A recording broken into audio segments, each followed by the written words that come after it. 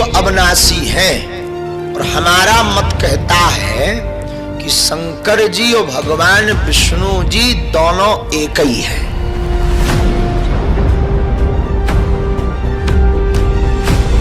कि ब्रह्मा विष्णु महेश नासवान है, इनकी जन्म और मृत्यु होती है। ये आज तक ब्रह्मा विष्णु महेश की उत्पत्ति नहीं बता सके हमने। इनको जरूर अमर बताएं विष्णु जी और शिव जी को। इनका कोई जनक नहीं, इनका कोई माता पिता नहीं। ये खाक पड्डा इन सदग्रंथों को मूर्ख बना रहे थे हमने हजारों वर्षों से। श्री मद देवी भागवत गीता प्रेस गोरखपुर से प्रकाशित 123 पृष्ठ पर। मैं ब्रह्मा और शंकर हम सभी तुम्हारी कृपा से विद्यमान हैं। हमारा आविर्भाव यानी जन्म और तिरोभाव माने मृत्यु हुआ करता है।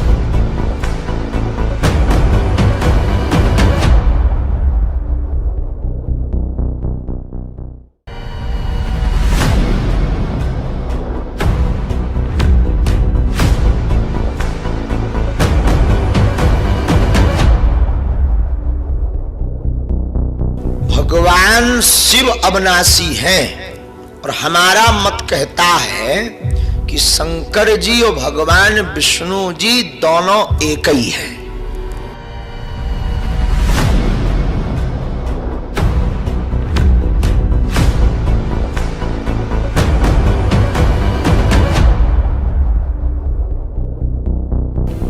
कि ब्रह्मा विष्णु महेश नासवान है, इनकी जन्म और मृत्यु होती है।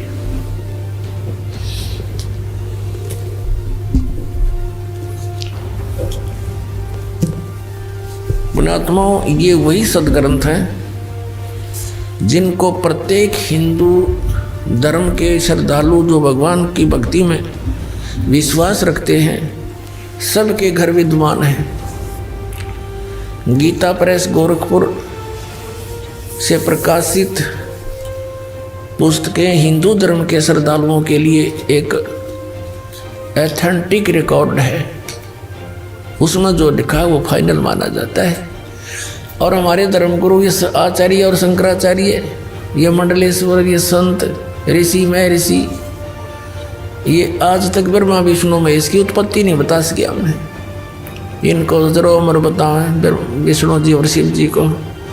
इनका कोई जनक नहीं, इनका कोई माता पिता नहीं। ये खाक पड्डा इन सदग्रंथों को मूर्ख बना रहे थे हमने हजारों वर्षों से। अपना जीवन नाश किया, हमारे सारे पूर्वज भूत बनवा दिए, फिर उनके श्राद्ध निकलवाएं, शास्त्र विरुद्ध साधना करवाएं और आने वालों को भी नरक में ही ले जाते हैं। अब आपको दिखाते हैं ब्रह्मा विष्णु महेश की उन्हीं की जीवनी में क्या सती थी। देखिएगा, श्रीमद भगवत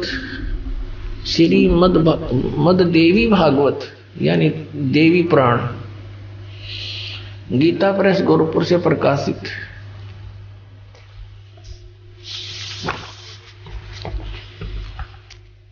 संपादक हनुमान प्रसाद पोदार चिमनलाल गोस्वामी,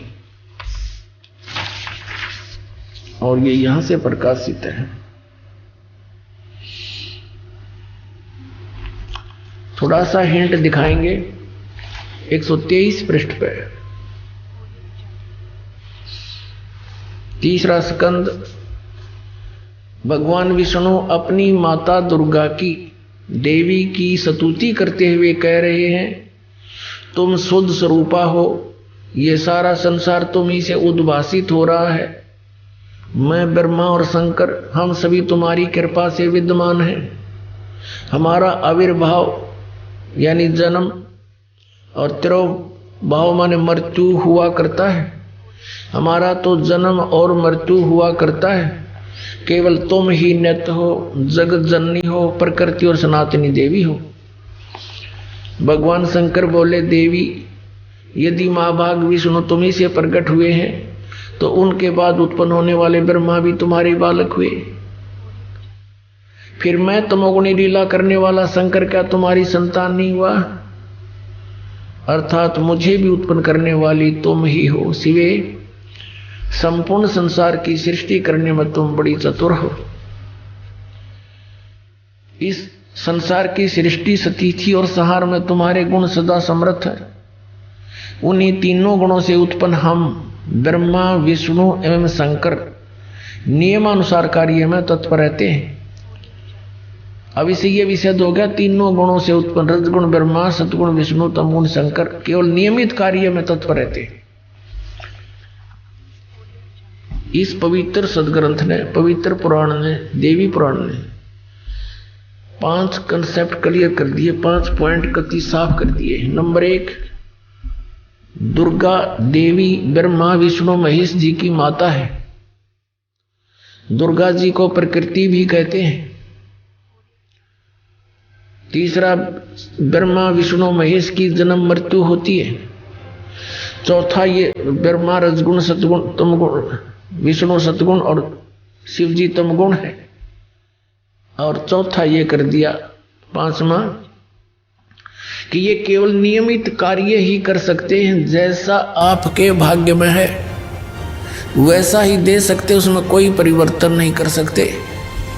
इसलिए तत्व ज्ञानहीन प्राणियों ने इतना ही बनाकर हमें विधान बता दिया कि जैसे कर्म करेगा वैसा फल देगा भगवान।